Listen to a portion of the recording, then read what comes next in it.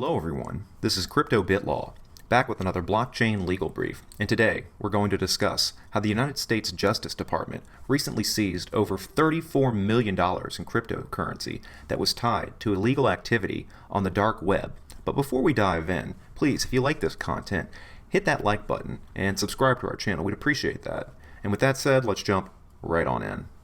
Okay, so here we could see Decrypt reports that U.S. authorities seized $34 million in crypto linked to illegal dark web activity. Federal prosecutors in Miami have seized millions in crypto as part of a larger operation to crack down on drug and financial crimes. They say federal prosecutors in Miami, Florida, have seized $34 million worth of cryptocurrency in what has been described as one of the largest cryptocurrency forfeiture actions ever filed by the United States. According to the U.S. Department of Justice, or the DOJ, law enforcement identified a South Florida resident raking in millions via an online alias, selling stolen account information on the dark web from services like HBO, Netflix, and Uber. The individual used crypto tumblers, services that obfuscate individuals from their cryptocurrency transactions, to launder their holdings. This was done by pooling together multiple crypto transactions and distributing the holdings to designated wallets at random times and in random increments. The DOJ confirmed that law enforcement agents seized several crypto wallets connected with the South Florida resident's illegal dark web activity. The seizure of $34 million worth of crypto resulted from Operation Tornado. This investigation utilized federal, state, and local law enforcement agencies, including the FBI, the DEA, and Homeland Security investigations. In turn, the investigation stems from the Organized Crime Drug Enforcement Task Forces. The Organized Crime Drug Enforcement Task Force's principal mission is to identify, disrupt, and dismantle the highest level drug traffickers, money launderers, and other priority transnational criminal organizations that threaten the citizens of the United States, according to the DOJ. Before we continue, just a little kind of pun that they put in here in this Operation Tornado. For those of you that are unaware, TOR, which is an acronym for the Onion Router, is the technology that is used to access the dark web. So you would use TOR, and what it does is it routes your activity through a series of nodes in order to obfuscate your source address or your location. So it'll hide and mask your IP by routing your traffic through a variety of different nodes. So it's very difficult to tell where the traffic originated from, but take the caveat that it has been rumored and theorized that law enforcement, namely the three-letter agencies of the United States, have actually broken the Tor encryption, or just somehow figured out a way to de-anonymize the traffic related to Tor. And I don't know if it's through like a, something analogous to like a 51% attack. It's been a few years since I've done a deeper dive into how it was rumored that the three-letter agencies were to overcome Tor's security, but just putting that out there. Just something to be aware of. Continuing on, they say Asset Forfeiture Division Assistant U.S. Attorney Mitch Hyman, alongside Deputy Chief Nicole Grosnoff and Nalina Sumbuntham, prosecuted the case. Monique Botero, Chief of the Southern District of Florida's International Money Laundering and Narcotics Section, is the lead prosecution for Operation Tornado. Okay, so now turning to the DOJ's press release on this, we could see they titled it, United States Forfeits Millions in Cryptocurrency Used to Launder Illicit Dark Web Proceeds. And then one interesting point of note is they state, as detailed in the complaint, records analysis reveals that the South Florida resident utilized so-called tumblers and illegal dark web money transmitter services to launder one cryptocurrency for another, a technique called chain hopping in violation of federal money laundering statutes.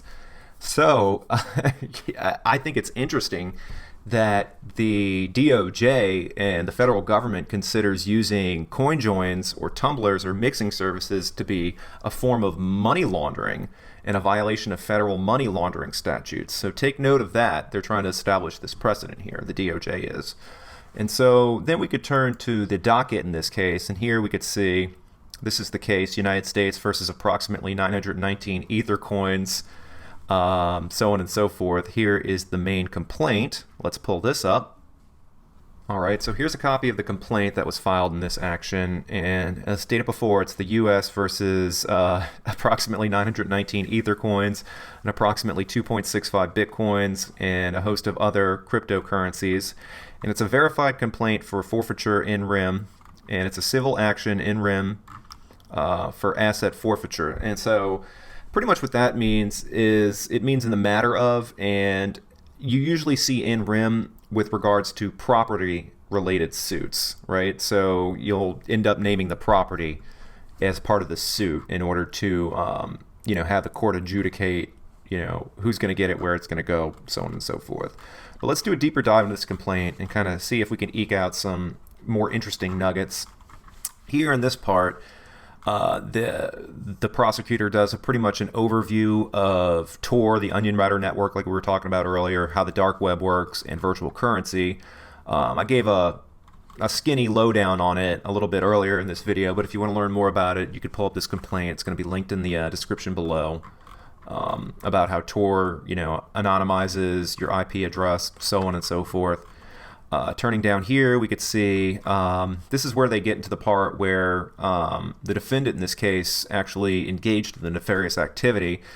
It's titled Undercover Dark Web Transactions with Moniker 1. So the defendant, they're labeling him as the online vendor that was selling these stolen and hacked Netflix accounts, HBO accounts, Xfinity accounts as Moniker 1, right? So they say, on or about January 29, 2016, an undercover law enforcement officer purchased 10 Netflix accounts from usernames and Netflix accounts, usernames and passwords from Moniker 1 on the darknet marketplace for approximately 0.00134 Bitcoins. And then they list a whole bunch of other transactions that the undercover agents engaged in. They say law enforcement agents then contacted some of the subscribers and confirmed that they did not know that that access to their information to their online accounts had been sold by Moniker 1 on the dark web marketplaces.